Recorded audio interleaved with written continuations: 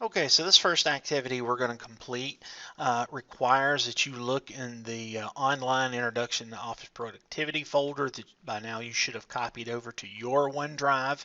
And I created a folder called My Work so that when you copied this folder over, you would have a copy of that folder, just like I will have access to this folder. So what I will do is I will always try to remember to copy my files over to this folder so that you can keep your files organized. So the first thing I need to do is we're going to go into this folder right here, the original Word 2016 student data files. So we're going to click on that. And we're actually going to start with lesson 3 because lesson 3 I think has uh, more activities in it that you are already familiar with. And by the way, I do want to make sure that you understand that typically as a teacher, what I like to do is I try to make the first lesson a very simple one. So this particular lesson may seem to be pretty easy for you, and that's fine. All right, so the first thing we're going to learn about is formatting characters manually, and we need to open up this file right here called class descriptions. Now, because you have already copied this folder over to your OneDrive, you are working on a copy of this file that is your own. So you don't even necessarily have to change the saving location to it because it's on your OneDrive. But because I want to make sure as I'm completing this activity that I still have my original unedited file, I'm actually going to make a copy of this. So I want to go to File, and I want to save as, and I want to save a copy online, so I click that, and in my case I just want to click Save to another folder, and it's going to take a couple of seconds to open up and show me the contents of my OneDrive, and I've got a lot on here. I've been using this OneDrive account for several years now, and here is the folder. So I'm going to click it, and then I'm going to put this in the folder that's called My Work. And all I have to do now is to click Save. And then what this does, it enables me to have an original copy of the blank file, or not the blank file, but the original file, which is actually a good thing for everyone. It's a good practice to always have the original file. Okay, so like I said, we're going to learn how to format characters manually. And a character is any single letter or number or symbol or a punctuation mark. And all characters have certain characteristics. One characteristic is the font, and the font is the typeface or the general appearance of text. And each typeface or style has a name like Times New Roman or Garamond or Arial, and there are a lot of others. And the default font for Microsoft Word is Calibri. And you do need to know that default fonts can be changed, especially if you are working off of a desktop computer with Microsoft Word actually installed on it. Now, because you're using the online version of Microsoft Word for this lesson, you cannot change the default settings for this. Okay, and font size are measured in points, and a point size is 1/72 of an inch. And basically what this means is, let's just say you were to make your font size 36. That's 36 points out of 72. If you were to take text and type it in font size 36, if you were to print it out on paper and take a ruler up and actually measure the height of that text, it would actually be half an inch tall, because 36 over 72 is, you learn in your math class, is 1/2, so you'd be talking about a half an inch. So a point is 1/72 of an inch. Okay. Now, we're going to first start working on changing fonts and sizes. And again, I know this is pretty simple for you, and I bet you think, well, I'm glad he's not starting me out with the most difficult task. So what we're going to do is, we've got this file open, and it's already been saved because it's on your OneDrive, so you really don't have to make any changes to it. First thing we want to do is to select this first line here.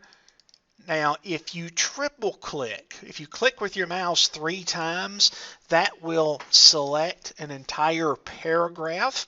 And That's what I just did. I selected the entire paragraph. You can also click, hold, and drag to select this text. And that selects this first paragraph here. And I do not see here in the online version one of my favorite features, which it shows you your non-printing characters. For example, every time you hit the space bar or every time you hit enter. That does not look like that is a feature on the online version. So we can't see that, but that's okay. So what they want you to do here is we want to change this font to a font called Century Gothic. So if we come up here under this Home tab, here is our font name. If you click on that, it's going to open up and show you all of the fonts that are available to you. And I'm not going to go down this whole list, but here's the font called Century Gothic. And good thing about it is the names are all presented to you in the font that they represent. So you get an idea of what Century Gothic looks like. So you click on that and you see what that text looks like. And of course you could have picked any of those other fonts. Okay. And then the next thing we're going to do is we're going to change this font size to 18. Now right next to the font style or the font name, you've got the font size. And if you click on this, you're going to see all of the fonts that are built in. Now notice how the only odd numbered font that is listed here is size 9. But you could actually go in up here and let's just say you wanted size 4. Well, you could type in 4 and hit enter and you see how small that text gets. And actually it looks like it's only letting me, even though I put in 4, it gives me a font size of 6. So it may be that you cannot have a font size of below 6. But they actually wanted us to make this size 18. And I could have typed that in and hit enter, or I could just select it from that list and you see how that changes the font size. So the next thing we want to do is to select this text group exercise class description. So if we triple click here or click, hold, and drag, it selects that entire paragraph. And again, you can't see the non-printing character right here. If you were looking at this in the desktop version of this, you would see a non-printing character mark or paragraph mark. So anyway, they want us to take this and they want us to select a font called Gadugi, I think is how you pronounce it. So if you come here to your list of fonts. Now, by the way, you could, and I don't know if this, okay, it does work like this, especially with your fonts. You got so many different fonts listed that if you're told, like you are in this case, to put in the name of a particular font, you could click up here and start typing it in and then hit enter. And it'll automatically find that font when you hit enter, and it'll change that text to that font. All right, so the next thing they want you to do is, with this still selected, they want you to change the font size to 16. And then the next thing they want you to do is to select the remainder of the text in the document. Now, I'm going to try to do some things that I know you can do in the desktop version that honestly I'm not sure that you can do in the online version, because quite frankly I don't use the online version because I have the desktop version. But if you hold down your Control, Shift, and the End key, E-N-D, End will be somewhere on your keyboard, Control, Shift, and End, you will see how the rest of the text in this document is automatically selected. Now that does work on my computer, excuse me, or on the online version, and that is a very good keyboard shortcut to know. It's one of those things that it's probably mentioned in a textbook about Microsoft Word. It might be mentioned one time and that's it, but that's a very good shortcut to know. All right, so the next thing they want you to do is to change the font, change all of this font. They want you to change it to a font called Constantia, I think it is. Now, in this case, they tell you to look for the mini toolbar. Now, if you right-click all this text, and when I say right-click, that means the mouse button that you don't normally use, you can right-click it, and here's your mini toolbar. And you can, here is your font selector, and do you have to click the mini toolbar? No, but just know that that's an option. And here they want you to use this font called Constantia. Now the thing is, I can't start just typing it here, I don't think. So you actually have to scroll down. And here's that font. And you see how all that text is changed. And then the next thing that we want to do is they want us to go back and change the size of this to 12. And you don't have to use the mini toolbar. I just wanted you to know how you could pull it up by right-clicking on text that you had already selected. All right, so then the next thing we want to do is we want to deselect all of this. We just want to click off of it somewhere, and we can also hit the escape key on the keyboard, which is typically in the upper left-hand corner of the keyboard, and then that will deselect whatever it is that you've selected. All right, so the next thing they want us to do is actually come up and select this text again, Preston Creek Family YMCA. So I'm going to triple click that again. And again, you could have clicked hold and drag. And they also want you to know what this button is. Now this here is called grow font size. Notice how it's got a letter A on it with an arrow that points up. Basically, they want you to click this a couple of times until you're at point size 26. And yes, you could have come over here and just typed in 26 and hit enter, or click this arrow and found it. But part of the reason why I wanted to show you this is if at some point you decide you want to do certification, sometimes I've seen tasks phrased where they just simply want you to make text the next font size up. So basically what they're wanting you to do is to increase or grow or click the grow font size button one time. So that's why I wanted you to see that. All right. So the next thing we want to do is to apply some character attributes. Now, attributes are some additional manners in which you can change the appearance of fonts.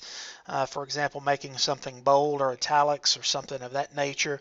So that's what we're going to work on here. All right.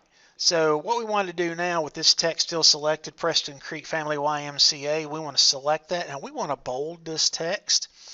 Now here is the bold button, and let me try this keyboard shortcut. The keyboard shortcut is Control B as in bold, and if I click that, and I have to make sure I'm actually on here before I do it. Let me try it. Well, let me click, hold, and drag because suddenly my triple click's not wanting to work. And if I hit Control B, you see that this text is indeed bolded, so that keyboard shortcut does work. You could have also clicked this button right here. Now, this button right here will also unbold. So if you've got text that's bolded, you can unbold it by clicking that button. All right, so then the next thing that they want us to do is they want us to take some text and they want us to select where it says group exercises, the subtitle, and I'm going to click, hold, and drag to select it. And they want us to italicize this. So here's the italicize button. So if you click that, or you can hit Control I on your keyboard, you'll see what italicized text looks like. It just kind of leans it to the right. And then what they want you to do is to select the text active older adults right here. And I triple clicked it. And they want you to make it bold. Now there's my mini toolbar again, and you see that that button is right there. So I could hit the mini toolbar button. And I've bolded that. And then they say with the text still selected, they want you to click underline. So then you click that, and then you can underline it. All right. So then the next thing they want you to do that we can actually do on the online version is under the cardio combo heading, they want you to select the text that says all fitness levels welcome. Right here. All right, so we're going to select that, and according to the directions I'm looking at, they also want you to get the exclamation mark. What they want you to do is they want you to change the font color this time. They want you to change this. Actually, they want you to, not the font color, but the highlight color. Now, right here is your text highlight color button. By default, it looks like a pen with a yellow line underneath it. That's your highlighter, if you think about your highlighters. And they want you to make it teal. Now, if you click this arrow next to it, you're going to have different colors available to you. And teal is probably a bluish green. And here's the thing, this is probably the closest thing that we've got to teal. Now, I want you to understand the lesson that I'm teaching this from is not designed for the online version of Microsoft Word. It's for the actual desktop version that you can install. So not everything is going to it's not going to match up perfectly. So that being the case, because it's not going to match up perfectly, sometimes we'll have to improvise a little bit. So what I want to do here is I want to select dark cyan, which is a dark green or dark blue, and it looks green, but there you go. So you can call that teal. That's pretty much what teal looks like. If you think about the Charlotte Hornets colors, that they're teal. All right. So the next thing that we want to do with this lesson is we want to go ahead and learn how to use the Format Painter.